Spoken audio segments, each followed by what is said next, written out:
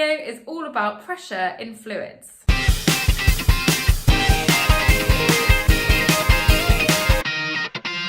So I want you to start by imagining the following. I want you to picture the scene. It's your summer holidays and you're about to embark on a scuba diving course in the Bahamas. Well, it's good to have dreams, isn't it? As soon as you jump into the water, you would feel more pressure on your body than when you were on the shore. And as you started to dive deeper and deeper and deeper, that pressure would be getting larger and larger and larger. And if you're anything like me, your ears might start to go. My ears are really sensitive to pressure changes, like if your ears have ever popped when you're on a plane. So what's going on here? Why does the pressure on the diver increase? Well, really, there are two things. The first question is, why is there more pressure on the diver in the sea than there was when he was on the shore? If you haven't already watched the video on gases and pressure, then I would suggest you watch that first before returning to this one. So when the man is out on the shore, the air is what is providing that pressure onto his body. But when he's in the sea, it's the water. And since my water is more dense than my air, there are more little water particles hitting the diver per second, causing a force and therefore a pressure on the diver than when he was surrounded by air. So that's the first thing that is going to affect our pressure in fluids, the density of the fluid that you are in. Okay, so that bit explains why he's got more pressure on him in the water than on the shore. But what about why the pressure increases as he dives deeper and deeper and deeper? Well, if you think about it, the deeper and deeper you go, the more and more sea there is above you.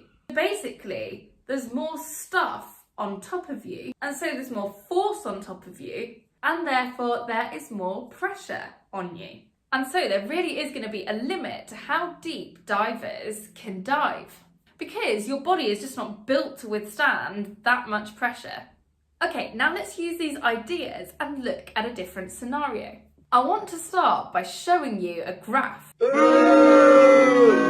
This shows how the pressure in our atmosphere depends on the altitude. And what we can see is at very high altitudes, the pressure gets lower and lower and lower.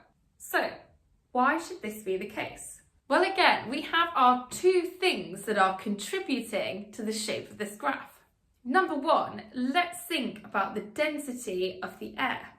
If you've ever heard of people climbing mountains like Mount Everest, you may be familiar with the idea that the air gets thinner at high altitudes. And when people say that the air is thinner, what they really mean, if we're going to be pedantic about it, is that the air gets less and less dense the higher up you go. And since the air gets less and less dense, there are fewer air particles colliding with you per second, force on you is less, and the pressure on you is less. Okay, and the second thing that is contributing to this graph is as I go further and further and further up into my atmosphere, there's actually less and less air on top of me. So since there's less stuff on top of me, there's less force on top of me and less pressure. So those two factors both contribute to pressure in fluids.